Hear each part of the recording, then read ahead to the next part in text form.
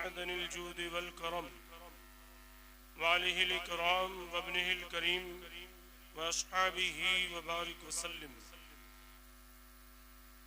سبحان ربك رب العزة عما يصفون وسلام على المرسلين والحمد لله رب العالمين. السلام عليكم ورحمة الله وبركاته. الحمد لله رب العالمين والعاقبة للمتقين والصلاة والسلام على سيد المرسلين وعلى آله وأصحابه أجمعين إلى يوم الدين. أما بعد فأعوذ بالله من الشيطان الرجيم. بسم الله الرحمن الرحيم. وتقلبك في الساجدين. وقال النبي صلى الله تعالى عليه وآله وسلم لم يزل الله ينقلني من أصلاب الطيبة وأرحام الطاهرة حتى أخرجني من بين أبوي. صدق الله مولانا العظيم وصدق رسول الله صلى الله تعالى عليه وآله وسلم. قال الله تبارك وتعالى في شأن حبيبه الكريم إن الله وملائكته يصلون على النبي يا أيها الذين آمنوا صلوا عليه وسلموا تسليما. صلى الله على النبي الأمي وآله صلى الله عليه وآله وسلم صلاة وسلاما عليك يا رسول الله صلى الله تعالى عليك وسلم. سامعین اکرام، ماہ نور شریف کی آج 11ویں شب ہے اور 10ویں تقریر ہے. کل آپ حضرات نے نبی رحمت صلی اللہ تعالی علیہ وآلہ وسلم کے نور کے متعلق اور آقا کریم صلی اللہ علیہ وآلہ وسلم کی نبوت و رسالت کے متعلق بیان کو سماعت فرمایا. آج آپ حضرات کے سامنے آقا کریم صلی اللہ علیہ وآلہ وسلم کے والدین کریمین اور ان کے آباء و اجداد پر کچھ گفتگو کرنے کا ارادہ کیا ہے. اللہ کی بارگاہ میں دعا ہے اللہ تعالی مجھے حق بیان کرنے کی توفیق عطا فرمائے اور ہم سب کو اللہ تعالی اس پر عمل کرنے کی توفیق عطا فرمائے. آمین یا رب العالمین بجاہ نبی الامین صلی اللہ تعالی علیہ وآلہ وسلم برحمتک یا ارحم الراحمین. ہم اہل سنت والجماعت کا یہ عقیدہ ہے کہ آقا کریم صلی اللہ علیہ وآلہ وسلم کے والدین اور ان کے تمام آباء و اجداد سب کے سب مومن اور موحد اور جنتی ہیں. اس کے برعکس باطل فرقے والے وہابی اور دیوبندیوں کا عقیدہ یہ ہے معاذ اللہ کہ حضور کے والدین جہنمی ہیں. معاذ اللہ. رشید احمد گنگوئی نے آقا کریم صلی اللہ علیہ وسلم کے والدین کو جہنمی لکھا. معاذ اللہ. تو آج ہم آقا کریم صلی اللہ علیہ وآلہ وسلم کے والدین اور ان کے آباء و اجداد کے ایمان پر قرآن و احادیث کی روشنی میں گفتگو کریں گے تاکہ ہمارا ایمان تو ہے اور زیادہ مضبوط ہو جائے اور باطل فرقوں کے مکر و فریب میں ہم نہ آئے۔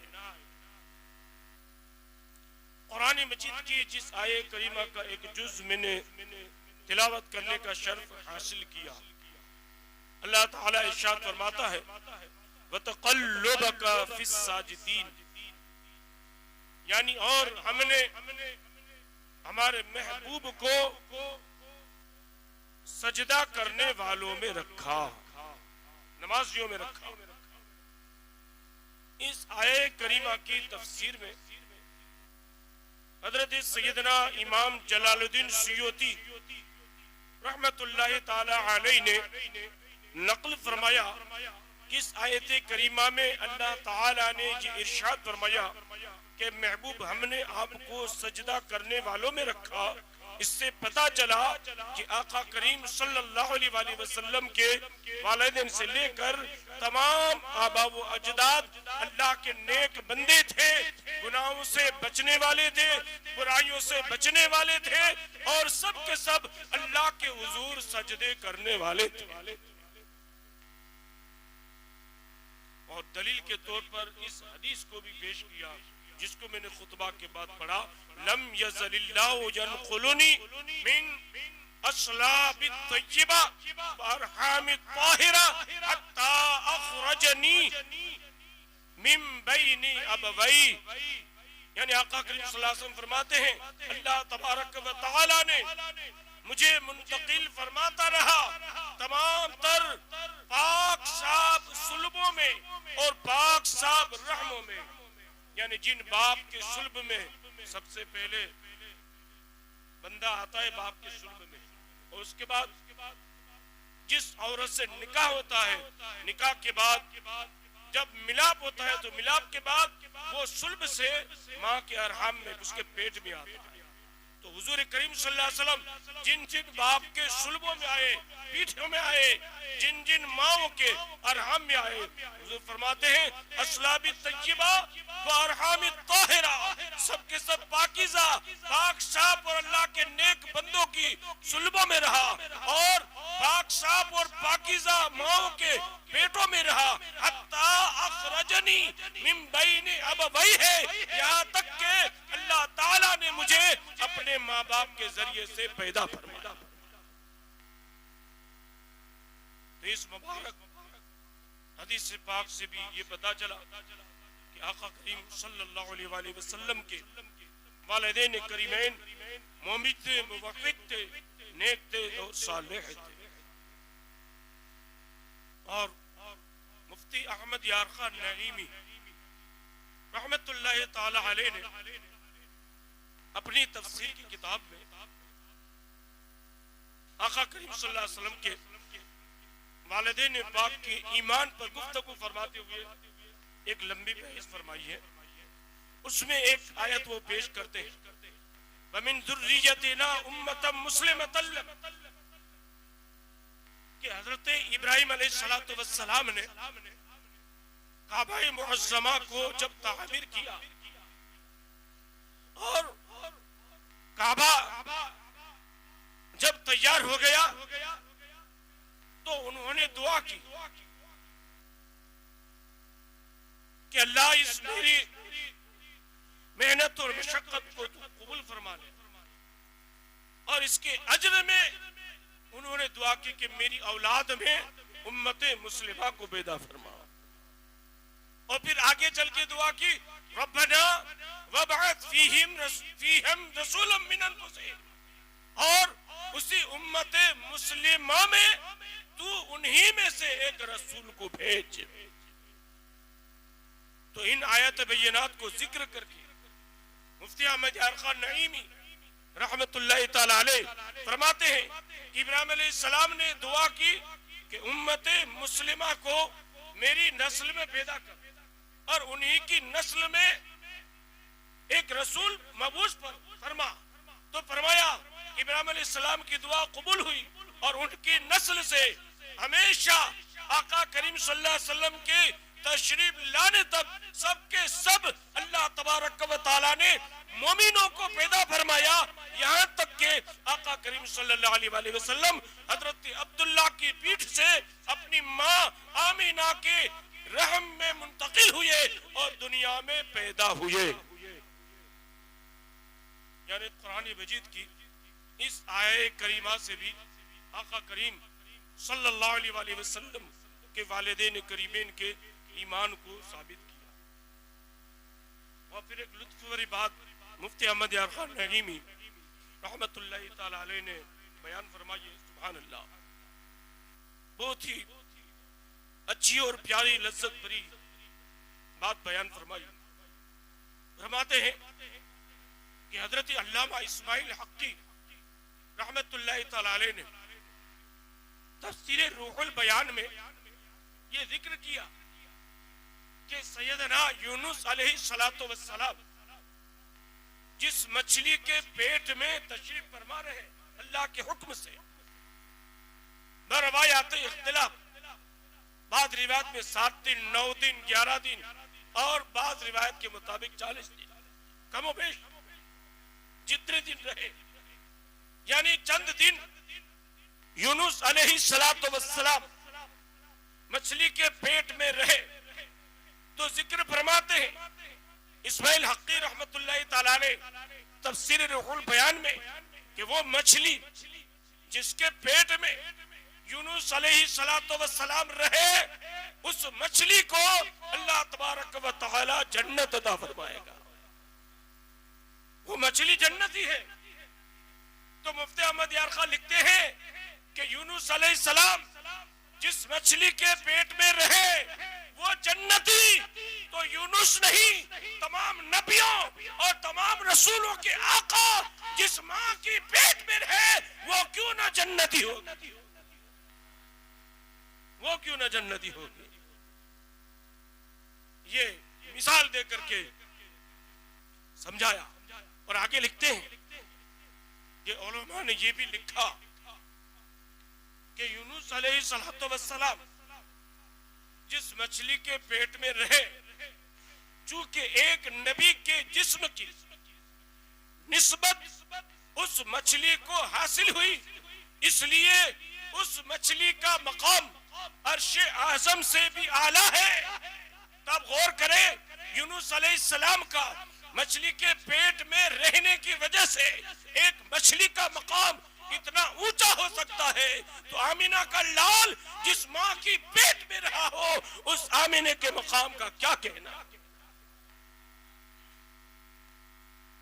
یہ مفتی احمد یار خان نعیمی رحمت اللہ تعالی علیہ نے مثالیں پیش کر کے آقا کریم صلی اللہ علیہ وسلم کے والدین کے اور ان کے آباء و اجداد کے ایمان کو ثابت کیا۔ اب آئیے آگے،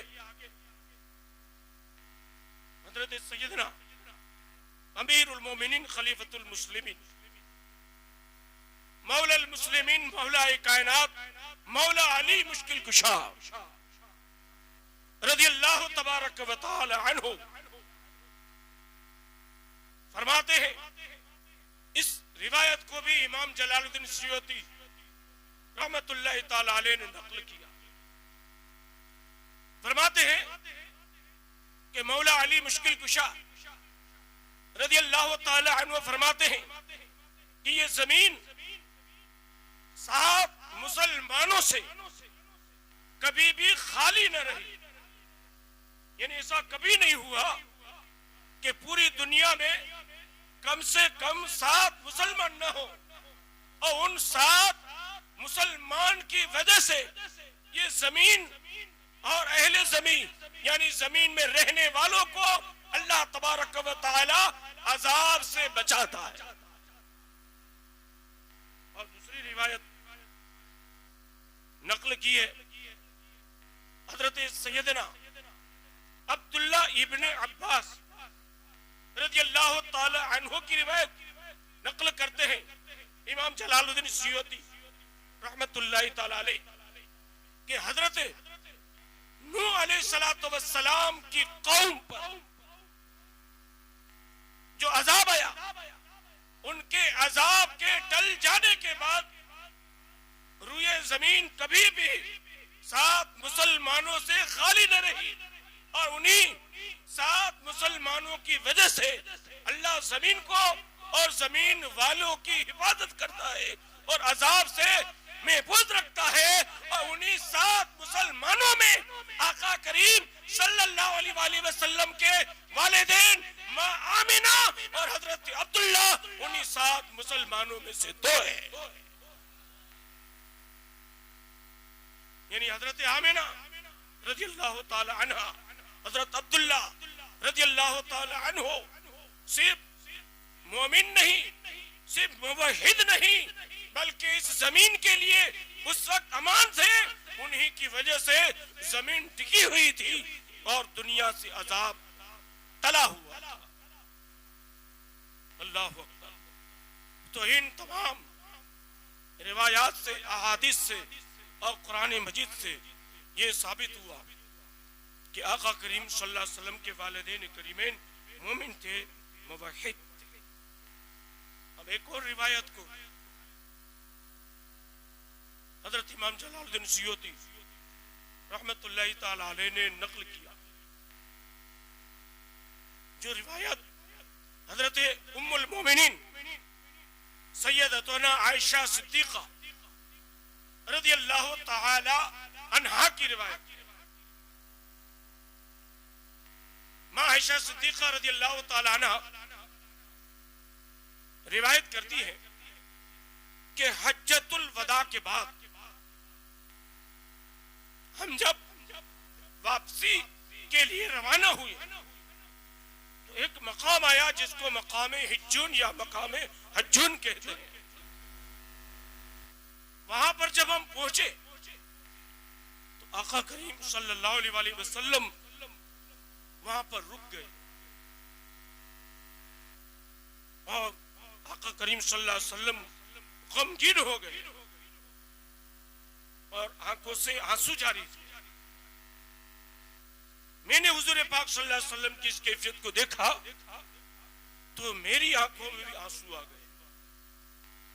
بہرحال حضور نے مجھے اونٹ پر بٹھایا اور خود آگے کی طرف تشریف لے گئی، یہاں تک کہ جب آقا کریم صلی اللہ علیہ وسلم واپس وہاں سے تشریف لائے تو میں نے دیکھا کہ آقا کریم صلی اللہ علیہ وسلم کے چہرے پر مسکراہٹ تھی اور خوشی سے چہرہ اور زیادہ چمک رہا تھا۔ تو ماں عائشہ صدیقہ رضی اللہ تعالیٰ عنہ کہتی ہے کہ میں نے آقا کریم صلی اللہ علیہ وسلم کی بارگاہ میں عرض کیا، فدا کا ابی و امی یا رسول اللہ، اللہ کے رسول میرے ماں باپ آپ پر قربان ہو، اللہ آپ کے چہرے کو مسکراتا رکھے۔ جب آپ یہاں سے تشریف لے گئے تھے تب تو بہت زیادہ غمگین تھے، اور آپ واپس تشریف لائے ہیں تو چہرے پر خوشی ہے، مسکرا رہے ہیں، کیا اس کی وجہ میں جان سکتی ہوں؟ آقا کریم صلی اللہ علیہ وسلم فرمایا کیوں نہیں، سنو، جب میں یہاں سے گیا تو میرے دل میں اپنے والدین کے لیے غم تھا۔ غم کیا تھا؟ میں یہ چاہتا تھا کہ میرے والدین بھی میری امت میں شامل ہوں، وہ بھی میرا کلمہ پڑھیں۔ تو کہتے ہیں کہ پس میں نے اللہ کی بارگاہ میں رو کر عرض کی کہ اللہ جو میری آرزو ہے وہ تو پوری فرما دے، اور میرے لیے میرے والدین کو تو زندہ فرما تاکہ میں اسے اپنا کلمہ پڑھاؤں۔ آقا کریم صلی اللہ علیہ وسلم فرماتے ہیں اللہ نے میری اس دعا کو قبول فرما دیا، یہاں تک کہ جب میں ان کی قبروں تک پہنچا اللہ نے میرے والدین کو میرے لیے زندہ فرما دیا، اور میں نے ان دونوں کو کلمہ پڑھایا، اپنی امت میں شامل کیا اور صحابیت کے شرف سے نوازا، اور پھر وہ واپس اپنے مزاروں میں تشریف لے گئے، اس لیے میں خوش ہوا۔ اب اس حدیث سے بھی پتا چلا کہ آقا کریم صلی اللہ علیہ وسلم کے والدین کریمین مومن ہیں اور اس امتی ہونے کا بھی انہیں شرف حاصل ہوا اور صحابیت کا بھی شرف. اسی روایت کو امام اہل سنت حضور اعلی حضرت رضی اللہ تعالیٰ عنہ نے آقا کریم صلی اللہ علیہ وسلم کے والدین کے ایمان پر ایک پورا رسالہ لکھا ہے. شمول الاسلام بی ایمان لآباء الکرام، یعنی اسلام میں حضور کریم صلی اللہ علیہ وسلم کے آبا و اجداد جو شامل ہیں اس پر ایک رسالہ لکھا. اور امام جلال الدین سیوطی نے تو حضور کے والدین کے ایمان پر 7 کتابیں لکھی. 7 کتابیں لکھی امام جلال الدین سیوطی نے کہ حضور کے والدین کریمین مومن ہیں جنتی ہیں جنتی ہیں جنتی ہیں. اور یہ کون ہے امام جلال الدین سیوطی؟ اپنے زمانے کے مجدد ہیں. اعلیٰ حضرت نے عبدالحق محدث دہلوی نے بڑے بڑے علماء نے ان کی لکھی ہوئی کتابوں سے احادیثیں اور روایتوں کو نقل کیا. اور اتنے زبردست عاشق رسول گزرے ہیں امام جلال الدین سیوطی رحمت اللہ تعالی علیہ کہ انہوں نے خواب میں نہیں جاگتے ہوئے 76 مرتبہ آقا کریم صلی اللہ علیہ وسلم کا دیدار کیا جاگتی آنکھوں سے. آپ غور کیجئے حضور کے دربار میں ان کا کتنا مقام بڑا مقام ہوگا کہ جن کو حضور بیداری کی حالت میں 76 مرتبہ اپنے دیدار سے مشرف. اور یہ علامہ عبدالحق محدث دہلوی رحمت اللہ تعالی علیہ بھی زیادہ تر انہی کتاب سے میں 3 سال سے ان کی لکھی ہوئی کتاب مدارج النبوۃ شریف سے ہی زیادہ تر میں نے بیان کیے ہیں. وہ بھی اتنے بڑے عاشق رسول گزرے ہیں کہ وہ مدینے میں رہتے تھے اور ان کو حکم ہوا کہ ہندوستان علم حدیث پھیلائے. انہوں نے عرض کیا تھا یا رسول اللہ علیہ الصلوۃ والسلام مجھے مدینے سے انست ہو گئی ہے، مدینہ چھوڑ کر میں ہند جاؤں گا کیسے رہتا ہوں؟ بغیر سنہری جالیاں دیکھے، بغیر گنبد خضرا دیکھے، بغیر آپ کے روضہ اطہر کو دیکھے مجھے چین نہیں آتا.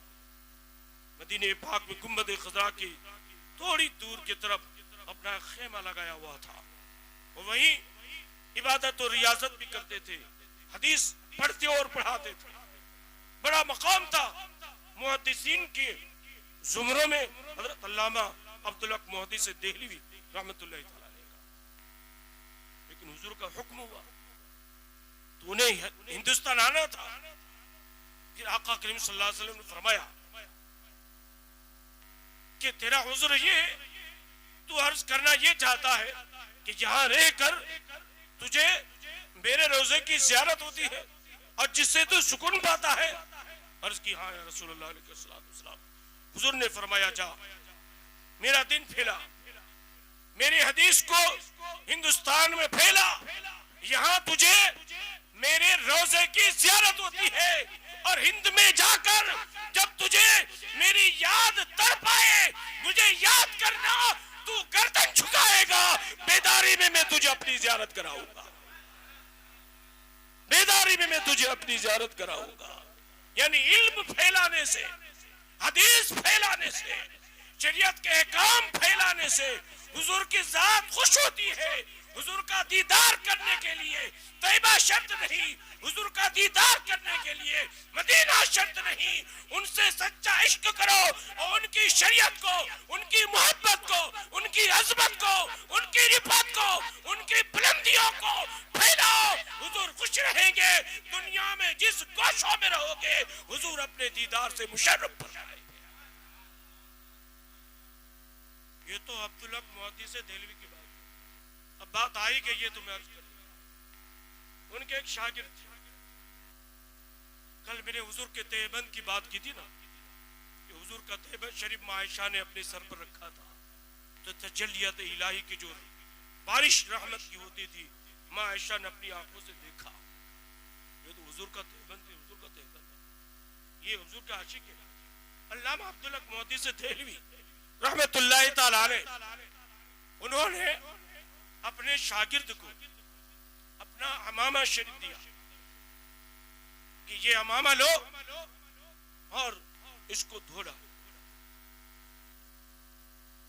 शागिर्द ने वो हमामा लिया और उसको धो डाला। धोने के बाद अपने ही कमरे में उस हमामे को सुखाने के लिए लटका दिया। रात का वक्त हुआ, जब वो सोने लगे तो सोते सोते उनके दिल में ख्याल आया कि हजरत का अमामा है, इतने बड़े आशिक रसूल है और ये अमामा अभी मेरे पास है, क्यों ना मैं बरकत हासिल करूं। और कुछ देर के लिए मैं इस अमामे को अपने सर पर रख लूं। बस ये ख्याल आते ही अमामा सूख रहा था, उसे उठाया और उसके बाद उस अमामे शरीफ को अपने सर पर उन्होंने बांध लिया बरकत की नीयत से। अब जैसे ही उस अमामे को अपने सर पर बांधा, अल्लाह की रहमतों का नुज़ुल होना शुरू हो गया। वो कहते हैं उसी एक रात में मैंने जागते हुए आका करीम सल्लल्लाहु अलैहि वसल्लम की 100 मर्तबा जियारत की। ये इश्क है, ये मोहब्बत है। मोहब्बत जब बंदे मोमिन पर गालिब आती है, इश्क़ रसूल सल्लल्लाहु अलैहि वसल्लम में जब बंदा गुम हो जाता है तो फिर हालत अजीब होया करती है। यही तो वजह थी कि इमाम इश्क व मोहब्बत इश्क़ रसूल सल्लल्लाहु अलैहि वसल्लम में डूब गए और ऐलान किया कि दिल है वो दिल जो तेरी याद से मामूर रहा, सर है वो सर जो तेरे कदमों पे कुर्बान गया। वो कहते ऐसा घुमा दे उनकी विला में खुदा हमें। इतने इश्क रसूल में डूब कर भी तमन्ना है कि इश्क और बढ़े और कहते हैं ऐसी मोहब्बत बढ़े, मोहब्बत में ऐसा गिरफ्तार हो जाऊं कि ऐसा घुमा दे उनकी विला में खुदा हमें ढूंढा करे पर अपनी खबर को खबर न हो।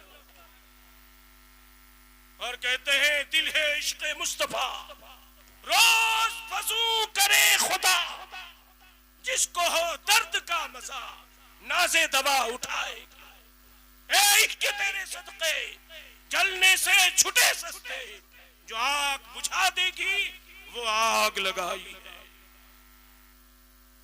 और तमन्ना क्या है कि दहन में जुबान तुम्हारे लिए, बदन में है जान तुम्हारे लिए, हम आए यहाँ तुम्हारे लिए और उठे भी वहां तुम्हारे लिए। ये इश्क है, ये मोहब्बत है। जब ये इश्क गलबा करता है मोमिन पर, किसी मुसलमान पर, तब जाकर के वो फना फिर रसूल की मंजिल को तय करने लगता है।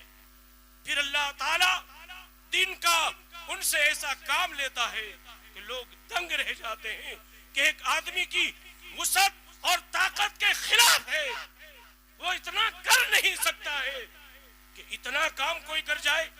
इमाम अहले सुन्नत ने अपनी हयात तैयबा में 1400 से ज्यादा किताबें लिखी। उम्र तो सिर्फ 68 साल की भाई, जिसके दिन का आप कैलकुलेशन करेंगे ना तो 24,000 से ज्यादा दिन होते हैं। आप कैलकुलेशन कर देना 365 और उसको आप गिनना इसके साथ 68 साल, तो 24,000 से कुछ जायद महीने और दिन होते हैं इमाम अहले सुन्नत की हयात तैयबा के। और 14 से ज्यादा किताबें लिखी। अब उनमें एक फतवाए रज़विया शरीफ को अगर हम ले लें, सिर्फ फतवाए रज़विया शरीफ को हम ले लें, तो आज के दौर में फतवाए रज़विया शरीफ के सफ़हात की आप गिनती करेंगे तो 22,000 सफ़हात में फतवाए रज़विया शरीफ मौजूद है। कितने सफ़हात में? मिलकर बोलिए तो कितने सफ़हात में? 22,000 सफ़हात में फतवाए रज़विया शरीफ है। अब उम्र के दिन गिने जाते हैं तो 24,000 से ज्यादा है। तो दूसरी किताबें आप गिनिए, कंजुल ईमान को आप देख लीजिए, दीगर किताबों को आप देख लीजिए, الامن اولا کو دیکھ لیجئے، الدولت المکیہ کو دیکھ لیجئے، احکام شریعت کو دیکھ لیجئے، عرفان شریعت کو دیکھ لیجئے، فتاوی افریقیہ کو دیکھ لیجئے، انوار البشارہ فی مسائل حج و زیارہ کو دیکھ لیجئے. ایسی ایسی کتابیں لکھی ہر موضوع پر. جتنے بھی فرقے باطل فرقے اس دنیا میں اسلام کو بدنام کرنے کے لیے یا اسلام کو مٹانے کے لیے یا مسلمان کے ایمان کو برباد کرنے کے لیے، ان سب کے خلاف تنہا جس کی قلم نے مقابلہ کیا ہے اس ذات کو امام احمد رضا کہتے ہیں. اور یہ ایک عاشق رسول ہی کر سکتا ہے، انسان نہیں کر سکتا. علماء لکھتے ہیں کہ 2 ہاتھ سے لکھتے تھے، 2 ہاتھ سے لکھتے تھے. اب 2 ہاتھ سے لکھنے کا معاملہ کیا ہوتا ہے؟ آپ ایک صفحہ لکھ رہے ہیں، آپ کو پتا ہے کہ یہ صفحہ ختم کہاں ہوگا. آپ کو جب پتا ہو کہ یہ صفحہ اس جملے پر ختم ہوگا تو دوسرے صفحے پر اس کے بعد کا جملہ لکھیں گے. اب 2 ہاتھ سے لکھ رہے ہیں، ایک صفحہ شروع کیا ہے، دوسرا صفحہ بھی لکھ رہے ہیں، لیکن یہ کرامت تھی امام اہل سنت کی کہ جس جگہ جس جملے پر جو صفحہ ختم ہوتا تھا اس جملے کے بعد کا جملہ ہی دوسرے صفحے سے ابتدا ہوا. کیونکہ کام اتنا کرنا تھا نا امام اہل سنت کو، وقت کم تھا ان کے پاس. 22 گھنٹے جاگتے تھے، صرف 2 گھنٹے آرام کرتے تھے. اتنا بڑا مجدد اللہ نے الحمدللہ ہمیں عطا فرمایا. اللہ ان کی مزار پر انوار پر بے حساب رحمتوں کا نزول فرمائے. تو آقا کریم صلی اللہ علیہ وسلم کے والدین کریمین ایمان والے ہیں، مسلمان ہیں، جنتی ہیں، موحد ہیں، لہذا ان کے آبا و اجداد بھی وہ بھی مومن ہیں. یہ عقیدہ اہل سنت میں سے ہے. اسے یاد رکھنا، اس کو سمجھ لینا یہ ایک مسلمان کے لیے لازمی اور ضروری ہے. کل نور پاک مصطفیٰ صلی اللہ علیہ وسلم پر میں نے گفتگو کی تھی کہ نور پاک مصطفیٰ صلی اللہ علیہ وسلم آدم علیہ السلام کی پیدائش سے 14,000 سال پہلے اللہ کے حضور تھا. اللہ جانے کس حالت میں تھا اور حضور جانے کس حالت میں تھے. جب اللہ نے چاہا کہ اس نور کو ظاہر کر دیا جائے، بلکہ یوں سمجھو کہ اللہ نے جب چاہا کہ میری پہچان لوگ مجھے پہچانے، تو حدیث قدسی ہے اللہ تبارک و تعالی نے ارشاد فرمایا، اے میرے محبوب، جب میں نے چاہا کہ میں پہچانا جاؤں تو میری پہچان کے لیے میں نے تجھے پیدا کیا. اور حضور کے نور کو منتقل کرنے کے لیے سب سے پہلے اللہ تعالی نے جس مقدس ہستی میں اس نور کو رکھا وہ ذات آدم علیہ السلام کی. پورا واقعہ بیان کرنا مقصد نہیں ہے.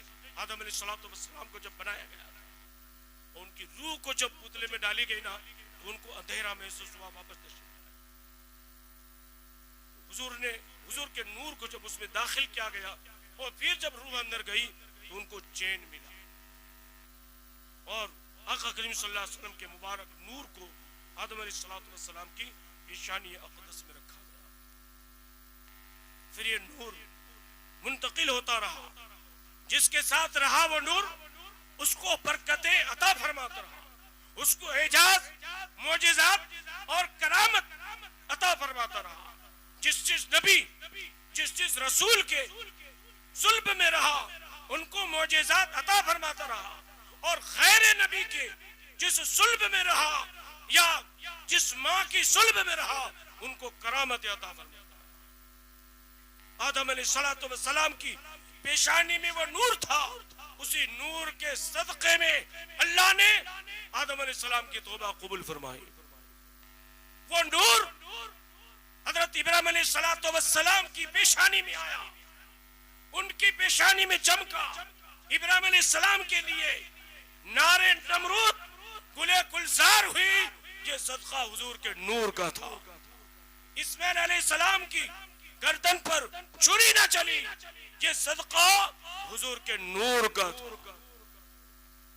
یعنی جتنے نبی جتنے رسولوں کو جو معجزات جو انعامات ملے، یہاں تک کہ عیسیٰ علیہ السلام تک جن کو جو کچھ ملا اور جو چمکے سب حضور کے نور ہی سے چمکے، اور یہ چمکتا ہوا وہ نور حضرت سیدنا عبداللہ ابن عبد المطلب کے صلب میں آیا، ان کی پیشانی میں چمکا، ان کو کرامت عطا فرمائی، یہاں تک کہ ان سے ہوتے ہوئے حضرت عبداللہ اور عبداللہ سے ہوتے ہوئے ماں آمینہ کے پیٹ شریف کے اندر آیا، شکم پاک میں آیا، اور وہ نور پھر چمکتا ہوا ماہ ربیع الاول شریف کی 12 تاریخ کو صبح صادق کے وقت مکہ شریف میں وہ نور تشریف لائے۔